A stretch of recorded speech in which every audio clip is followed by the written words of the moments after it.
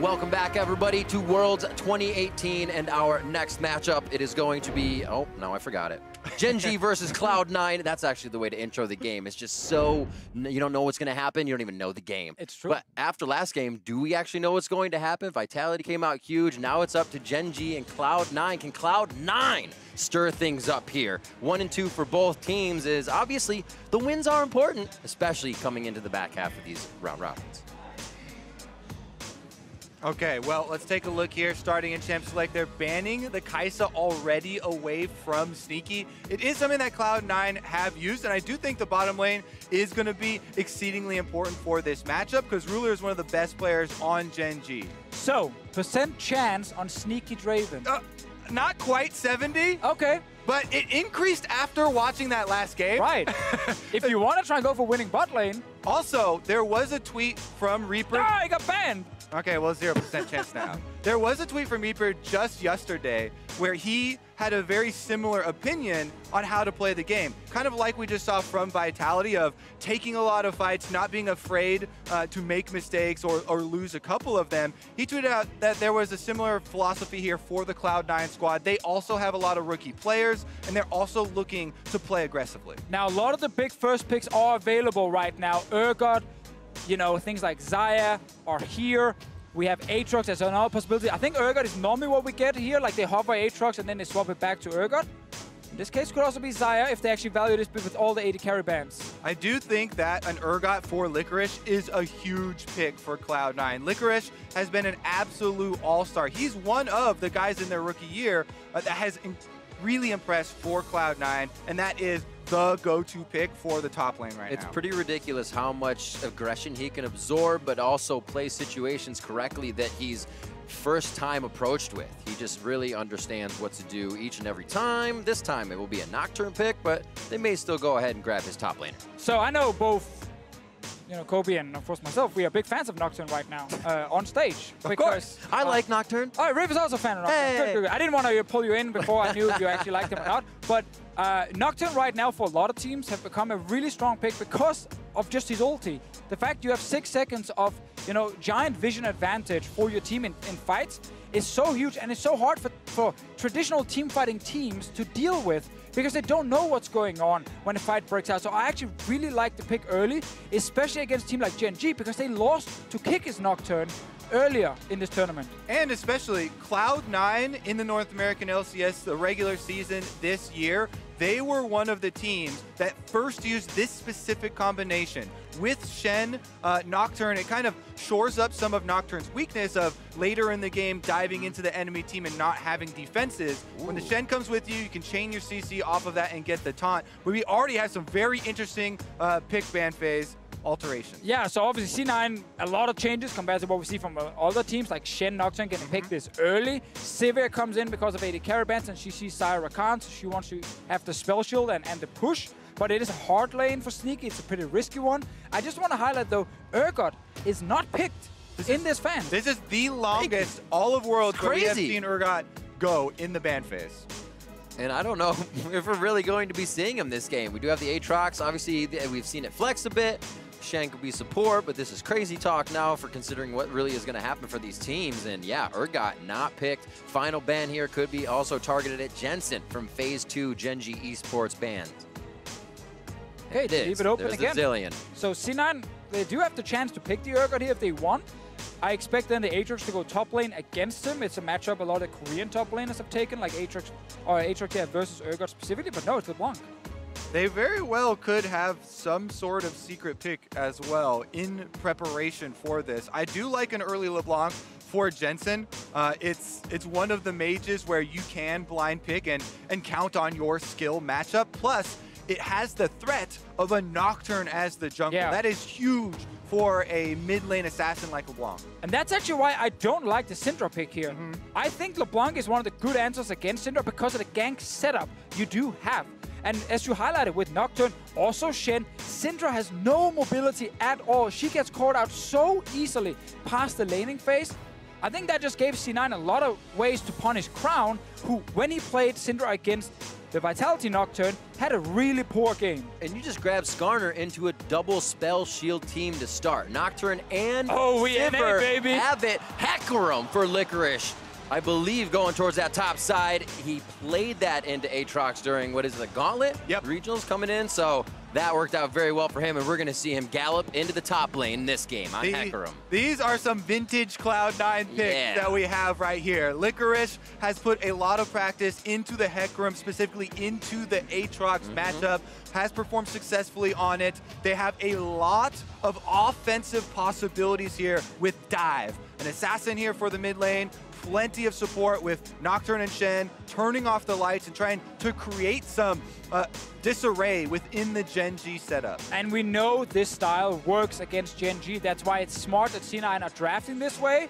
That being said, on the other side, Xayah Rakan in the bot lane is a very strong duo for Ruler and CoreJJ, and I'm looking there. In addition to that, Gen.G, they are the defending world champions, back-to-back finalists. This team also has struggled in the group stage in the past and gotten stronger over the course of the tournament as they see more and more.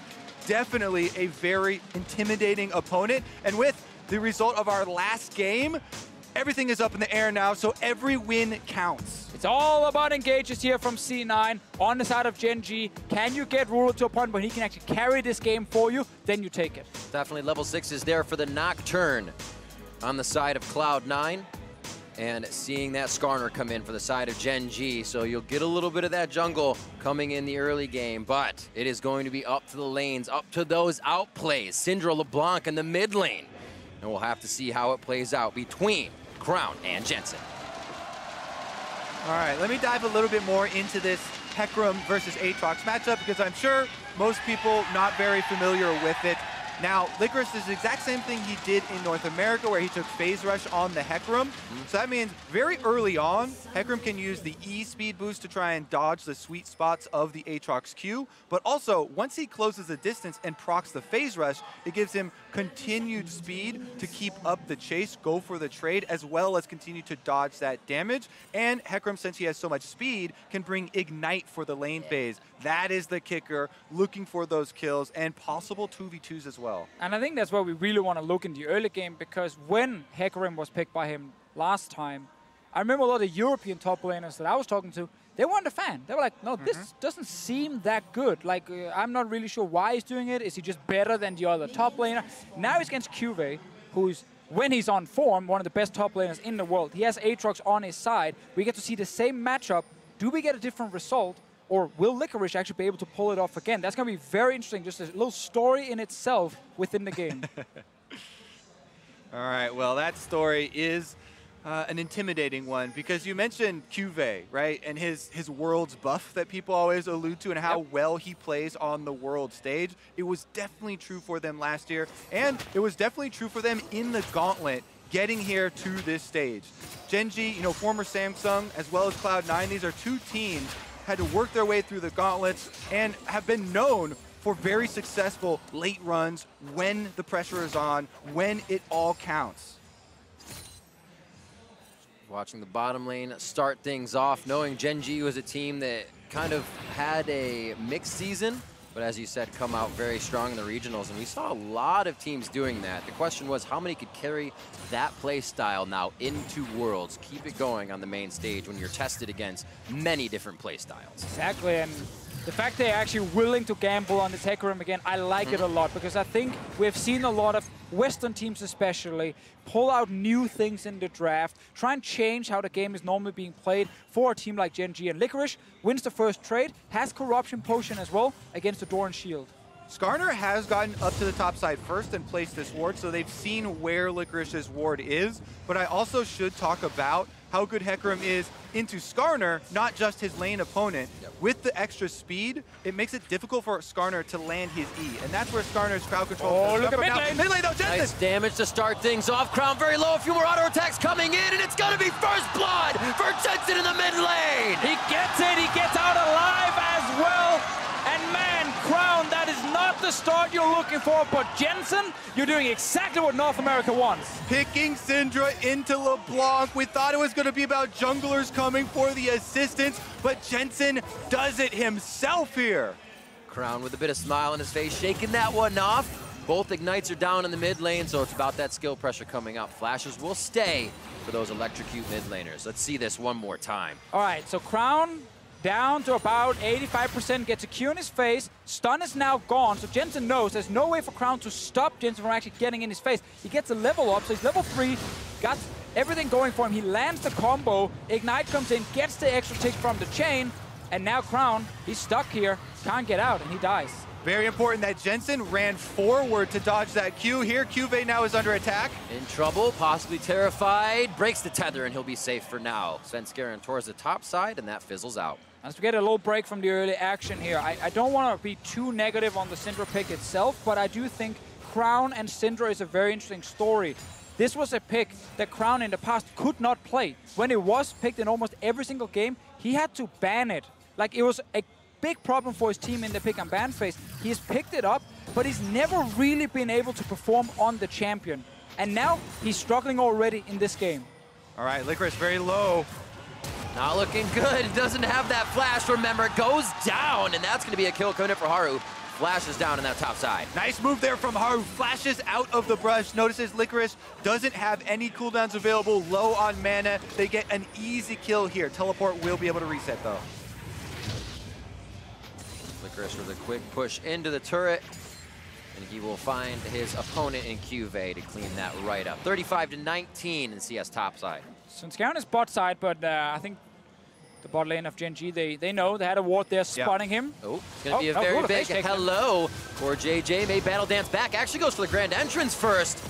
Gets the safety there for Ruler from more damage coming in from Cloud9. Yeah, Hubris really punished right there for Ruler. Walks up to try and 1v1 Nocturne. Svenskeren is happy to take it, whether they saw him on the ward and decided to choose it or not. Doesn't matter to him as long as he gets the fight. And that is a summoner spell blown from the bottom lane, which we haven't checked in on since the solo lanes have been so interesting and active early on. But again, the bottom lane is so important. This is a Sivir Shen bottom lane from Cloud9. They're just looking to, shove the wave over, not get behind in CS, and try and get to the point where Zeyzal can use his Stand United to support Svenskeren.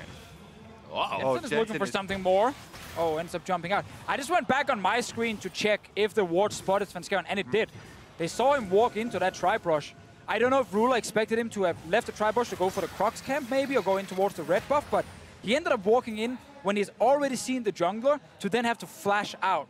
And Ruler's early laning phase this tournament so far has been really shaky. He had level 1 flashes against a headbutt from an Alistar. Problems like that has really made it hard for him to actually have the impact we expected from one of the best AD carries. But he can still bounce back. The Xayah Rakan combination we know will be absolutely fantastic once we start getting towards team fights. And that's kind of Gen.G's point now. They need to stop these small mistakes. Cut up with a slice of pizza there. Sneaky in that Sivir lane, pushing in all the time. This is why we see Zeyzal now inside the jungle a bit, which may give Ruler some time to farm kind of 1v1 versus Sneaky. They keep that even for now and even a little bit ahead in his favor as the map quiets down overall. Sneaky with what is close enough to a Cloud9 world skin by now since he cosplayed it. Oh! Ignites there. Doesn't go in for the next distortion. Everything's on cooldown for Jensen, but he does get lane advantage. Yeah, uses Ignite early here again. Is going to force a recall out of Crown. We see him shove this wave. The CS is going to get even worse than it is right now. He's absolutely destroying this lane. And Crown already saw the Leblanc in the draft phase. He hates his life right now with how this 1v1 is going. Haru's not level 6. He's spotted on bot side. Oh, there's Zeyzal's taunt out. He doesn't have any more gap closer. Grand just hits on the side, but they don't want it with Sneaky's damage starting onto Haru. Yeah, since Haru used his flash on the top side successfully to get that kill, so it's definitely worth it.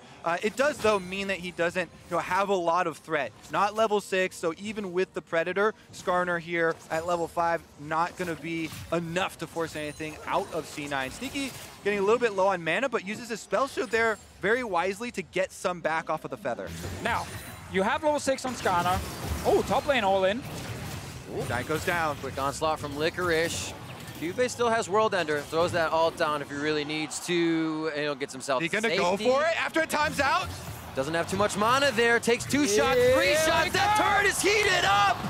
Licorice goes down. Too early. Licorice knew what he had to do. Womp womp. He was waiting for the World Ender. You can see that white bar under Aatrox's health bar, by the way. And once that thing fills up completely and goes away, that means he will not revive. So Licorice, a little bit antsy there. Oh, He knew he could finish off the kill, but he took a couple extra tower shots, then still went in too early. And just a little bit too early does finish off. So that means CuVee answers back. CuVee's got to kill for himself. Man. This is just a big mistake, honestly. After he already won the trade, there's no TP on CuVee. He can just force him back to base and get further ahead in farm, but he wants it so badly. Yeah. There's no minions initially to tank the turret, so he will take instant damage from it. That's already a problem for himself. Then he has to walk back and around and wait for it. Then he commits. And he takes too many hits. Licorice, your mid laner is winning right now. You don't need to feed kills to the win condition on Gen.G. And even though he dodges the first 2 Qs, those barely even matter. It's the 3rd Q from Aatrox there, the one right in front of him, point blank, biggest damage, gets the knock-up onto Licorice, and does get the kill. So nicely played there by CuVee, and a bit of a fumble. Definitely a misplay from Licorice, who he saw it in his eyes. A little bit too risky. Paranoia over beautifully onto Crown. His flash is down, and again 0-2-0 for Crown in the mid lane as Svenskeren picks this one up. And this will keep happening. There's no way for Syndra to play this game because you have so many global ultis to get onto her. She can never get out. And now you have Jensen, 1 kill, 1 assist. Svenskeren picked up this one. Zeyzal did end up ulting in, which was a little bit too much from C9. So that is a big cooldown now gone, but they just wanted to guarantee the kill. Yeah, we're starting to see maybe a little bit of these rushed or anti-plays from the rookie guys here on Cloud9. That being said, though, they are still with a very healthy lead in this game. So waiting for the cooldowns to come back up and execute better the second time around. Meanwhile, Gen.G, the defending champions here, trying to stall out a little bit. Now Haru does have his flash. He's post level 6 on Skarner and has a Predator active. So look for Gen.G to actually make a play now. Yeah, I really want Haru's next gank to succeed. If you look at the lanes he can go for, no flash in the mid lane from Jensen, so he can get onto him or at least try. Obviously Leblanc is pretty mobile, but if he gets in from the right angle, he should be able to grab him. Crown will have enough damage with Ignite to kill him. C9 should know this and try and get vision around the lane. And that's also why Gen.G are killing the few wards being placed. Other lanes could be top. No flash, of course, but Licorice has his ult to try and get out. Quick clears on the bot side. Mountain Drake rearing its head here at 11 minutes into the game for both teams to have their hand at. As the pressure from Gen.G is going to actually be a little bit more. Svenskeren coming down shortly from mid. As this mid lane, 112 to 83 here, is putting Jensen on a very nice clip for that first core item. Is this where Gen.G goes hard? You have to wonder. Spell shield for Sneaky, throws down on the hunt as well, so they have an ultimate missing there. Svenskeren actually pinches now, pincering from the top side. Jensen over the wall if he can deliver the damage. Sven almost going down. He's able to get out. Now they try to turn on the ruler. Haru's taking a bit more. Cloud9 looks a bit scattered, and this one is Zeyzal throws down the stopwatch. Licorice from the outside. The ultimate in from the horse, and he's going to take down ruler first. More kills to come in. CuVee throws down World Ender. Everybody scattering from Cloud9, and CuVee's going to now try to route them behind the turret. Yeah, not much of a wave there for Gen.G. CuVee doesn't have his ultimate, though, because he used it to chase Sneaky. And in all of that chaos, Cloud9 actually got a kill, even though they lost so much health so early. The Nocturne ultimate really caused so much miscommunication on the Gen.G side. They had such an early lead in the team fight, but Cloud9 are able to come out ahead. Here it is one more time. Gen.G going hard with Sneaky's ult. They kind of thought it would fizzle out, but Svenskeren puts himself right in the middle. Yeah, so the fight starts. Haru ults him, drags him actually out of CoreJJ's engagement, but that's still fine for now because they can get a bit of damage on him. Ruler was not in range, however, to get enough down. And here, with the defensive Nocturne ulti, they don't have any information on Licorice. They do not know where this Hecarim is going to come from. And he ends up behind Ruler, smacks him in the face, and takes down the back line. It also meant, if you're looking at Crown, the Syndra there chased Jensen to the back of the wall, didn't participate too much in the fight. Svenskeren, though, is back out onto the field. They're forcing CuVee back. World Ender is down. Looks like they're just going to blast Cone out of this one for 2. Well, they leave it up for a little bit of play, maybe.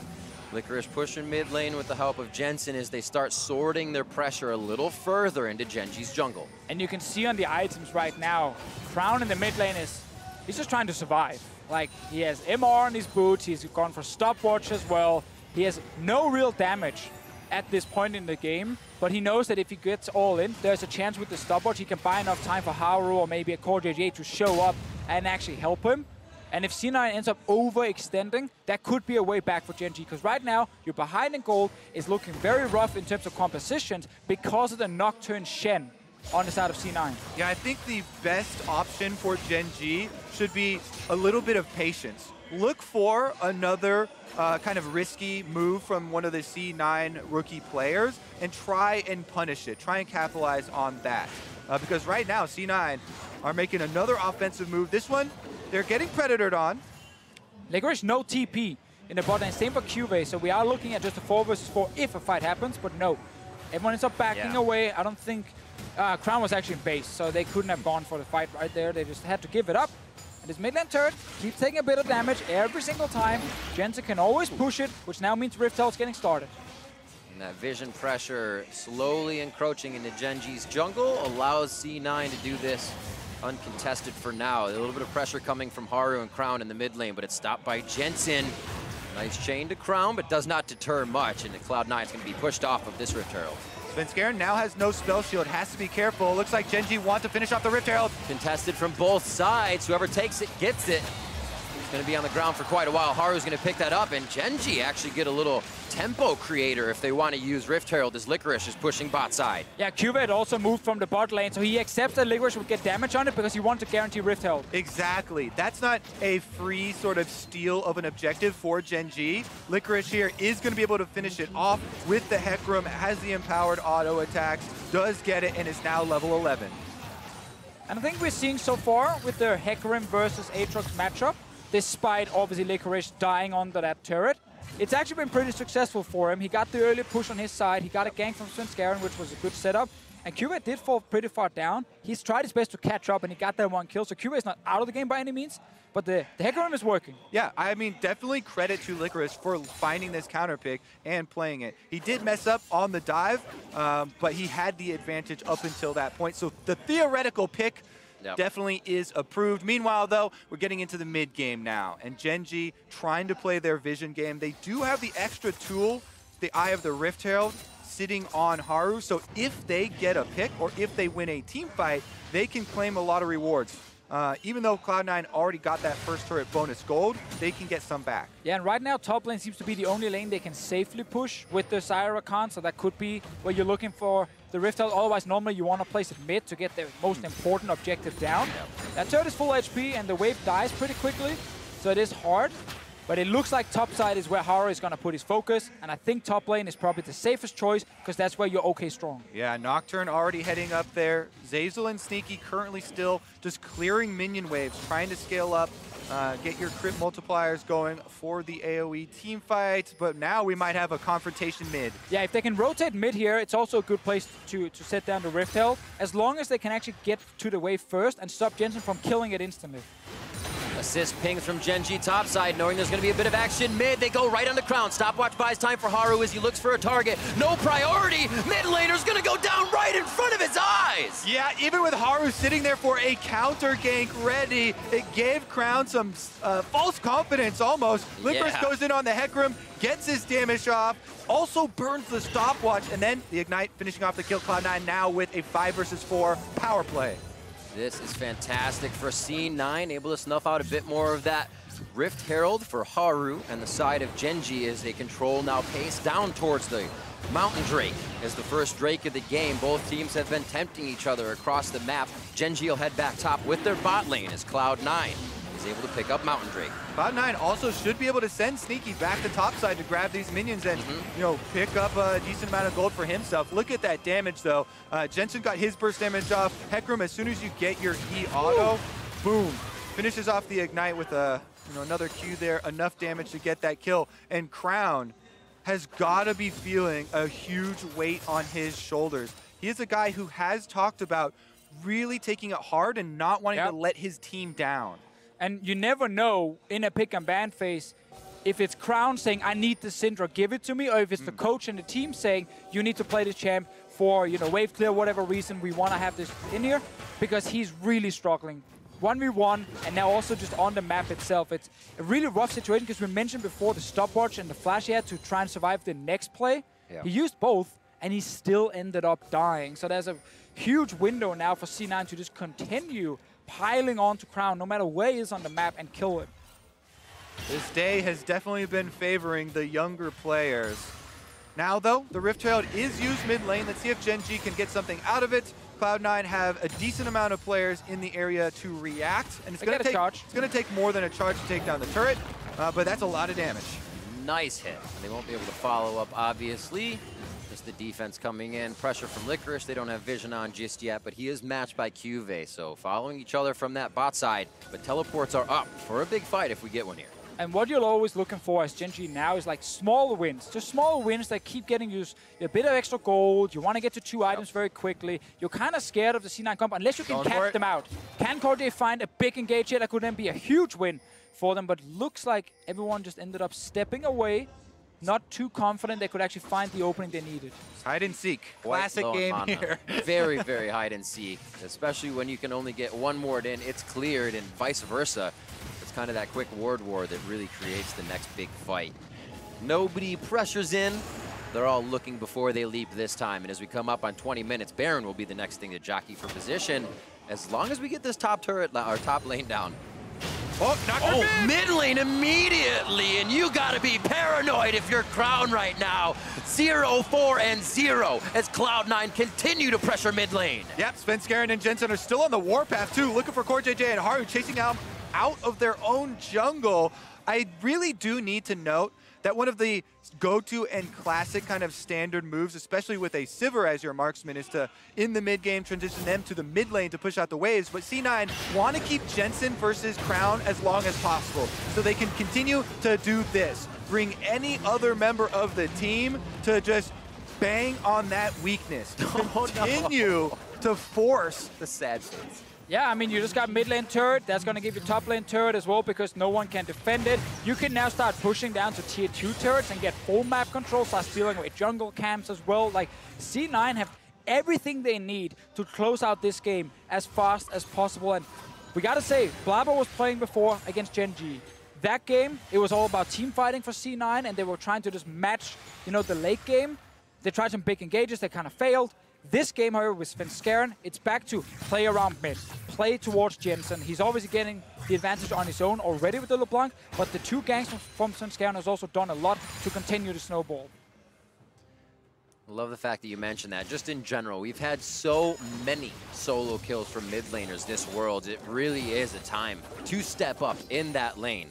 A lot of times we've seen Jensen on the utility, but to see him again kind of go back to those wheelhouse champions has to feel good for Cloud9 fans, and has to feel great to see that pressure come from the mid lane now and not just Licorice and jungle pressure on that top side. Yeah, I mean, let's remember that he was the one to get his own solo kill for the first one onto Crown. Since then, he's definitely had a lot of help and a lot of assistance from the other members, though, and rightfully so, because League of Legends is such a mental game, and if you can focus so much on one person and get them to make... Here we go, though. CoreJJ is in! Nice quickness. Zeyzal and Sneaky have to split. A flash over the wall does keep him safe, and those two are elusive. As we see Gen.G trying to get in. Svenskeren's ult used as well for defense. Yeah, really good defensive. Oh, as soon as he turns off the lights and Sneaky flashes over that wall, Gen.G have to call it off. Those are some decent cooldowns that were burned, though. Yeah, that's, again, with, like, trying to get these small wins. For Gen.G, they knew, okay, it's going to be hard to actually kill these guys due to summoners.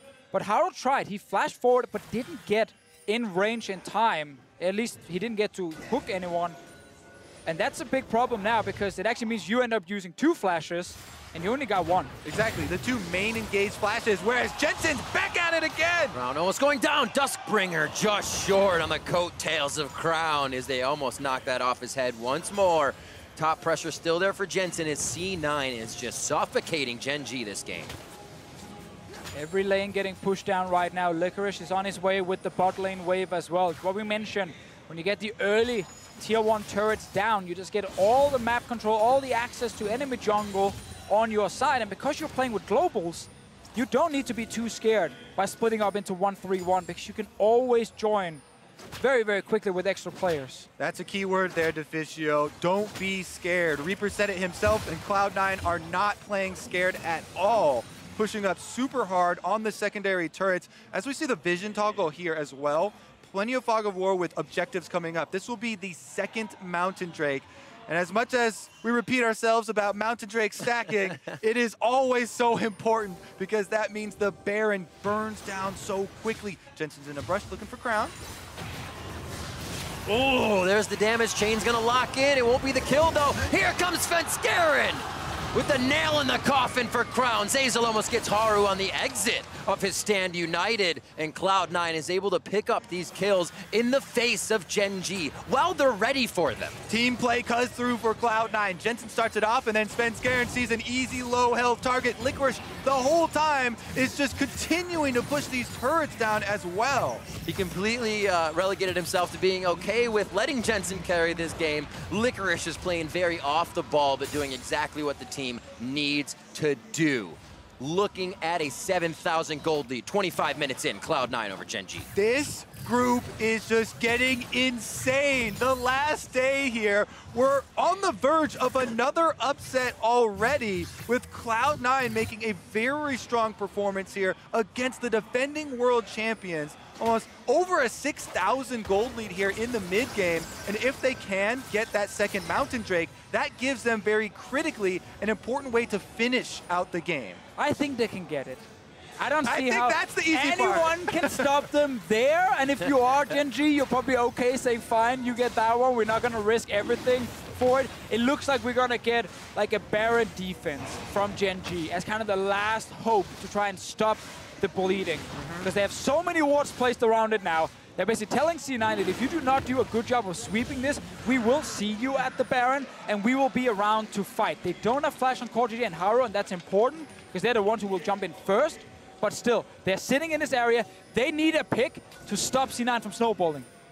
And this is a game that can only get better for C9 once they get that Baron. Obviously, it's good, but there is no wave clear on the side of Gen.G, so once those minions start flowing in, the players are going to flow as well, and Cloud9 here on the back of the engage from Svenskeren. He's low, he's down, and that's a shutdown for Haru. They get the kill, however, back onto CoreJJ. That's the utility gone. The shields need to be there for Gen.G, and CuVee is swinging away, throwing the haymakers in the middle of the fight, but he's turned away by Cloud9. Licorice is on the charge, tries to throw down the speed, but he gets pushed back from the scatter. That was a critical knockback from Crown there to stop the bleeding, but the damage has been done. Cloud9 now on Baron, and this should be theirs. There's no TB from CuVee. Crown is low on HP, he's walking back.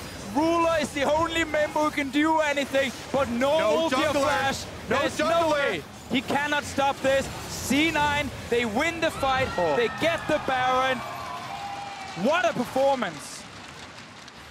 And they are going to be able to do whatever they want with these minions against this champion squad of Gen.G. Let's see this one more time. A split from C9 and the re-engage. Oh, Svenskeren instantly looking for the turn, uses the stopwatch to try and bait some cooldowns. The stun, though, does come through, and then they take him down first, but as the teleports come in and Licorice arrives, Gen.G's carries, you see here, have kited away through the jungle, and they can't get any more damage off. So that allows Cloud9 to take down the front line. After that, you have to retreat, and it would have been even worse. If Crown did not land that stun, they would have lost more members. In the end, though, Cloud9 got what they want. The Baron is on the table. They are pushing out the minion waves in both mid and bottom. So much damage coming from those bot laners. They need to stay alive. You see how quick CoreJJ went down. And that could have been Ruler staying alive much longer if he was able to participate. Sneaky. Yeah, getting himself to safety real quick. The hit in. Jensen just wants the little back and forth, and you see Crown limping away from the fight, and his team blink. They don't even know what happened. Jensen's going to be doing that over and over. This is a level 16 Leblanc with 3 core items completed. And on the top laner. Yeah, he's going to town. No one is safe. But man, these games are too fast for Gen.G. They don't want this much action. They don't want to face these picks they haven't seen that much before, like a Hecarim in there. It's a big, big issue that the team can't slow down games like they were actually really good at doing in the past and get to a point where Ruler can be a huge carry in teamfights. It's just not happening. And when you then put Crown on a carry and not utility, you're actually setting him up to fail almost because you know he's not a great Syndra player and he just got destroyed this game. Yeah, you could definitely say he failed this game. Not much left for Gen.G as they try and defend their inhibitor turrets here. The Baron buff for Cloud9 doing some work, buffing up these minions. But Gen.G are clearing out the minions. They just need to buy time. They need to buy a lot of time, but that's it.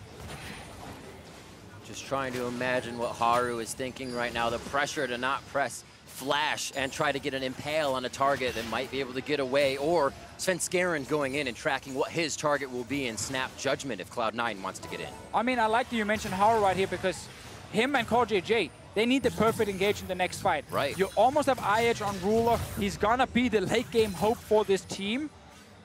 And if you can take a fight here, if you get a good pick, let's say you hook Jensen without his QSS, you can actually kill him almost instantly. And that could stop C9 from winning. The problem is, there's such a high chance of you just losing, and you're already at your base. So touch and go. What is the right choice? Do you let Cloud9 just keep pushing? Right now, it's going to be hard. We said that wave clear isn't there for Gen.G. Jensen now working on the bot side. The 1-3-1 from Cloud9. Very textbook as they're keeping themselves safe. Good call on the flash, making sure Sneaky is safe is imperative in these fights. On the hunt gives him a little bit of a move in that steroid or speed, but he can be caught by this Gen.G team. They're playing it very respectful here. And it looks like Jensen takes a bit too much damage. Stand United activated to the bot side, and Gen.G may feel like they have a bit of room to work with here, but they stay in base. Yeah, Cloud9 have been very, very liberal with their cooldowns here. Sneaky flashing very early. They don't want any chance of getting caught and Gen.G coming back in this game. They also use Stand United there, but It was on the clone. then Jensen's able to move it back in with a little bit of a bait there. In the end, though, they need to just reset and wait for their cooldowns. They have so much of a lead that they don't have to actually rush to finish this game since they've done so much work up to this point, 30 minutes in, 10,000 and some gold lead. And it's not like C9's comp doesn't scale. Like, they have Sivir on their side already, who obviously is a fantastic late game carry. Their current Leblanc as well, with so much upfront burst, is also going to be strong in these big fights. But the only thing for Gen.G is just Ruler for me. And like, he got eye edge now, and the only way I see them get back in this game is through him. It probably won't be through the level 14 Syndra to the level 17 LeBlanc. What a shutdown they put on mid lane here, and it's really been the ability for Cloud9 to push pressure forward across all lanes on the map because of what Jensen was able to do in mid lane. I also really like the Banshee's Veil purchase for Jensen on LeBlanc. When you're this far ahead and you have that much burst damage, all you need is the safety to be able to go in for a combo. We saw previously one single combo from him takes Crown down to maybe 200 HP. And if he's got the Banshee's Veil to block that point-and-click stun from Skarner or the knockback stun from Syndra, then it really does open up a lot of options here for Cloud9 to push forward. Yeah, and if you are Crown, like, what do you want to build next? Like, ideally you want to get some more damage with like a Void Staff in there, but at the same time you also really want Hourglass because there's so many champions diving at you where you need to survive during the ulti, like a Hecarim flying in, of course a Nocturne as well. So he's kind of stuck in a really rough situation, and that's just sad for him when you play Syndra. There's so little you can do with the champion when you fall behind against all these long-range engaged champs. He's limited in what he can do. And he already has to look at half of the team buying a ton of magic resistance. Paranoia goes off as Svenskeren and Licorice are both in the middle of the fight. That's going to be big damage onto Ruler. CoreJJ's trying to do what he can to split up the fight. Ruler down on your bottom left, firing in the damage is Sneaky now in a very bad spot. CuVee's got a good hit there as that's Ruler's kill to be picked up. Haru falls and Gen.G look at Cloud9 for a few more kills, but want to save the base as well. For Gen.G, that is a good trade. They get the marksman off the table here for Cloud9 in exchange for their jungler, for Haru. That does kind of stall it out a little bit and allow them some more breathing room. And this is why we keep saying, look at Ruler, look at Ruler. He needs to stay alive in the fights. He can turn around and deal proper damage. Had to use everything to survive, but they did manage to get that kill on Sneaky, who used the flash much earlier during the Baron siege when he saw Haru move towards him. Those little things. For the next team fight, Ruler, though, used both of his summoners in this one. So the next one, C9 will be looking at him once again. Nocturne, Shen, ultimate cooldowns much shorter, as well as the Hecarim looking to dive him. And Ruler will only be able to rely on his own ultimate. That is very true. Obviously, on the other side, Jensen used Flash in the fight. He actually used Svenskeren and Zeyzal as well. So a lot of summoners missing for them. Crown had everything ready. He didn't get to fully join the fight because he was actually a little bit too far away. But it does mean he gets to save everything for the next one. Gen.G are trying to hold on. Yeah, this next one will be critical. Can Gen.G make a comeback as Baron number 2 is now on Summoner's Rift? They're trying to push up some defensive vision here through their jungle. It's very scary to try and face check into this area, though. Super dark, just on the other side of that river. They know Sneaky's there as he's delivering pizzas across the wall, and Gen.G tries to move in. Haru behind CuVee here. Got to be a sad Scorpion. He has not been able to impale many targets this game, or any, if you've really been watching hard enough.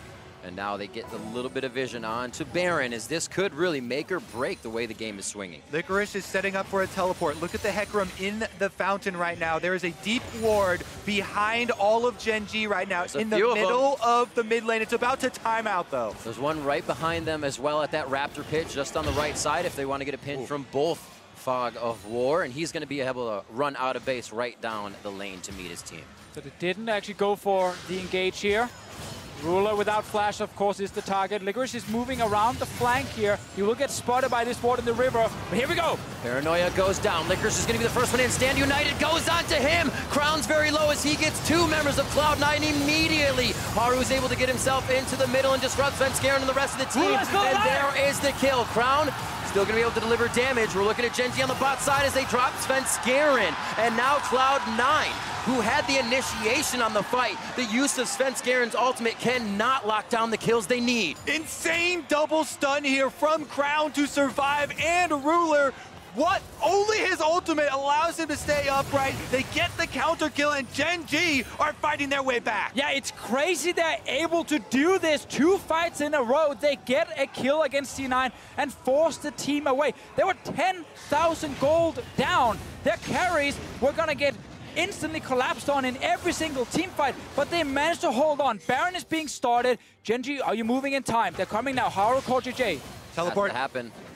Baron's going to be going low, down to just below half right now. Haru's going to be there. Smite is up for him, but Flash is not. They're turned away immediately as Licorice is in the front of the fight, being the meat wall. Haru's gone. No 50-50. Sneaky picks up Baron. Gen.G's getting run out of the river, and there goes Licorice.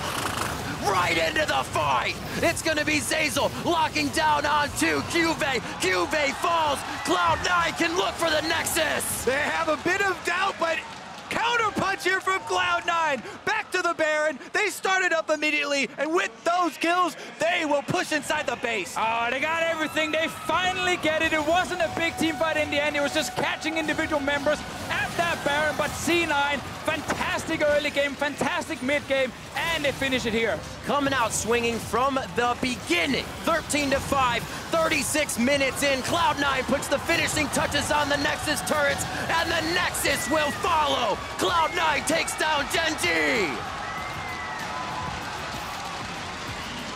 And they do it with their own style. Some Cloud9 innovation. They were the first ones in the North American LCS to use the Shen Nocturne combination, and Licorice was able to find the Hecarim counter pick into Aatrox during the gauntlet. Coming out on top here does so much for the rest of the day and the way that this group will stand.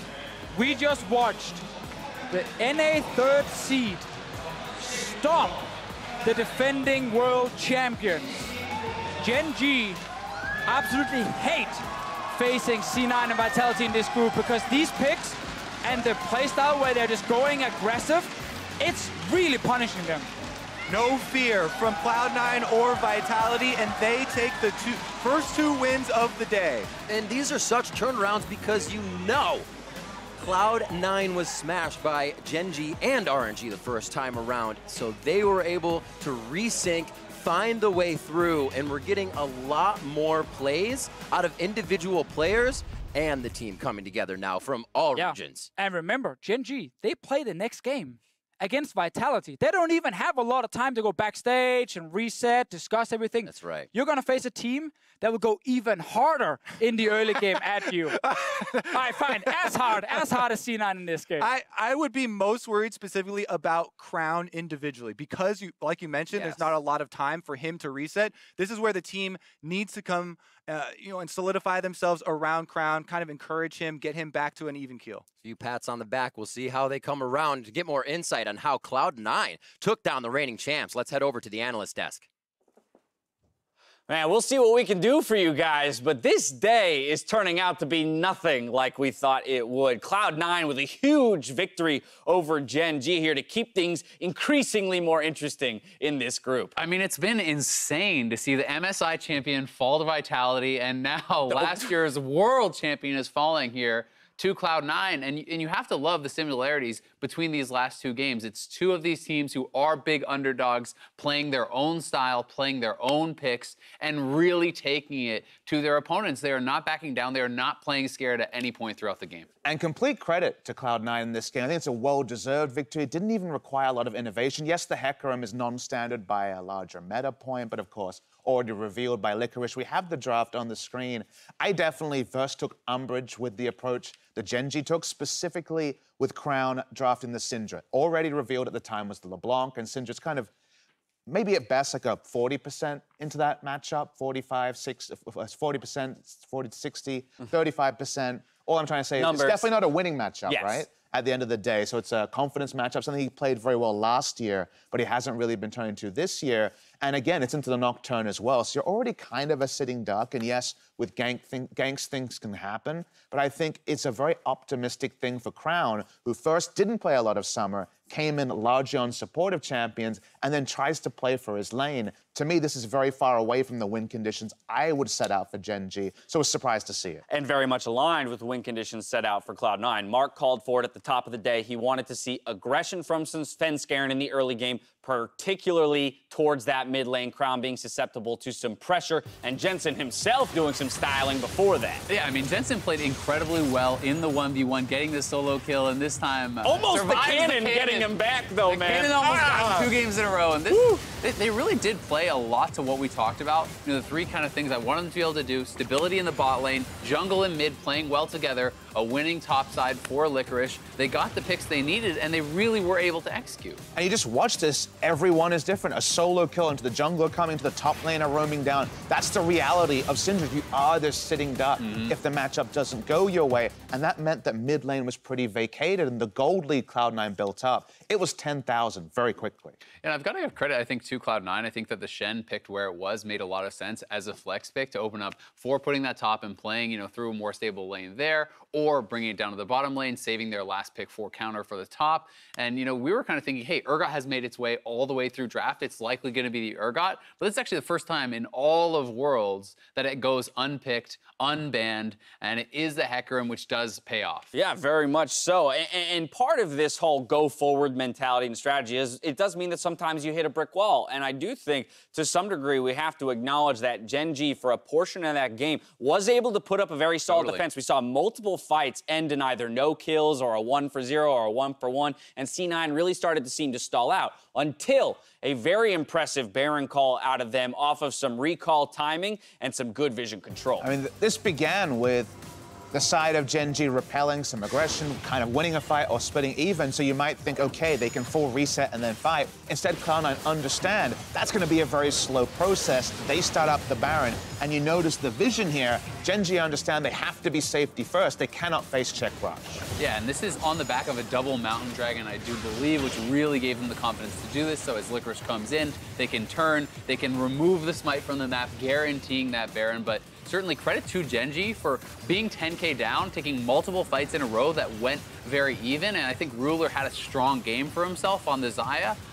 But he was kind of put so far behind by Crown in the mid lane. And we sold Gen.G, then Samsung Galaxy last year, as this shield team. They need to take their time, scale up, and in an ardent sense of meta, more often than not, that happened. This year, when we see Haru and Crown, they were much about neutralizing, empowering Haru at the start, and then Ruler would get the job done later. That's why I wanted to see Karma, Lulu, neutralizing mid laners that might not get kills, might not even be up in CS, but will be fine so that when those team fights roll around, you can style on the enemy. They were so far behind that they needed every team fight to go their way just to stay in the game. Right, and it's that prowess on that style, though, which is why no one has wanted to count Gen.G out up to this point. But they now move to 1 in 3, and so it gets very scary for this squad as they look at their remaining 2 matches today and chances at getting out of this group. I mean, you still have to play RNG, and yeah, RNG did lose today against Vitality, but you can't count on another loss there. On a very simple point, they don't seem to know where their bread is buttered. They're not playing how I think they're going to win games, so I can't see it happening. Well, Cloud9 picked up the victory. They did it with that Hecarim in the top lane, and although it may not have been the reason for the victory, we want to toss it over to Mark Z to help break down why this pick is seeing play. Thank you very much, James. I did want to talk about the Hecarim matchup specifically against Aatrox because I think it's a fantastic matchup that I think we should be seeing more throughout Worlds. And so I want to talk a little bit about how it plays. So if we can get into some of the laning phase, Hecarim main ability is his Q, and it actually has a relatively high mana cost at 30, which doesn't sound that crazy, but it has a stacking component where you want to get to 3 stacks before you are fully empowered and the cooldown gets dropped, and that's going to cost you about 90 mana. You throw in your W cost as well, and it starts getting relatively expensive to trade. But what Hecarim does is you're going to take a mana flow ban as well as time warp tonic, and you start with corrupting pot, so you actually have really good mana sustain. That allows you to get through some of the laning phase problems. Also against Aatrox in particular, you do have Phase Rush to help you get out of some of the ganks, which is what your biggest concern is when you're not taking Flash and taking TP Ignite. And then later on in the game, you actually scale super, super well with Hecarim. He scales well with gold and with levels. So as long as you don't get hard punished by ganks, you outfight him in the early game, and then you often are able to outfight him in team fights as well. And that's why, for me, Hecarim is one of these picks that I hope we start seeing a lot more over the course of the tournament because we have so many great top laners here. Anyways, those are my thoughts on that one unique pick. Now, before we go to break, let's send it over to Shox for an interview with our MasterCard player of the game, Jensen. Thank you very much, guys. I'm here with Jensen. Whoa, what is going on today? You guys just beat the reigning world champions, Gen.G. How do you feel and how did you do it? Honestly, I'm a bit, I don't know, ecstatic from that game. Like, it was a very hype game, and like, we pretty much just need to win almost every game, or at least 2 of our games to advance. So there's a lot on the line, and I think for me personally, I just wanted to play something where I felt like I had a bigger impact myself. So that's kind of the side we went for against Gen.G. Do you think the advantage you had in the lane, the way you played that lane, and honestly the way you beat Crown, is that what really opened up the game for you guys? That's how we had all our control throughout most of the game, and yeah, we kind of, I think we could have snowballed a bit better, but I think, yeah, overall, like, because of the pressure, we had all the control throughout the entire early and mid game, so it was very difficult for them to play the game. You just said that you were really stressed, but as you say, you still have these other games left to win. I was talking to Attila before, and he said it doesn't matter what people think is going to happen or what the statistics are or the odds are. It's about playing your own game, and I feel like you guys did that today with the Hecarim top and with you on that strong champion. Do you think that's the key also for you guys going forward? Well, I thought the comps we played in our other games were also like part of our strength as a team, but it just seemed like it didn't work out for us, like maybe due to nerfs or something. So we made a lot of mistakes. So this time around, I played something where I felt like I could control the game much more myself, and I think it played out pretty well for us, yeah. I mean, it was wonderful. You guys are back on the board. You're still in the game. And unfortunately for that whole EUNA clash, it looks like it may come down to that rematch versus Vitality and also that important game versus RNG. What are your expectations for those 2 following games? Well, Vitality is looking pretty strong right now, and I think we have a pretty good idea on how they play the game. So it's going to be a pretty bloody game if both teams wants to play these aggressive playstyles. But I think we're the better team. And finally, can I get some words about the fact that coming into the World Championship and you got drawn into this group and it's like, oh, it's the group of death, this is RNG, Gen.G, no matter what. Why do you think everything has turned so much on its head and you guys showed up? The gap is closing, maybe? I don't know. I mean, I think Korea is not playing as well as they did like in the past. I mean, it could also just be that other regions have improved a lot. It's hard to say, but I think Korea, especially right now, is like not looking too dominant. Besides, you know, KT obviously. So I don't know. I think it's hard to say exactly. Okay, Well, maybe they just got clapped by Jensen. Who knows? Well, thank you very much. Congratulations. The best of luck in your following matches. Small break coming up for us because Gen.G is back on the board versus Vitality in 3.5. Don't go anywhere.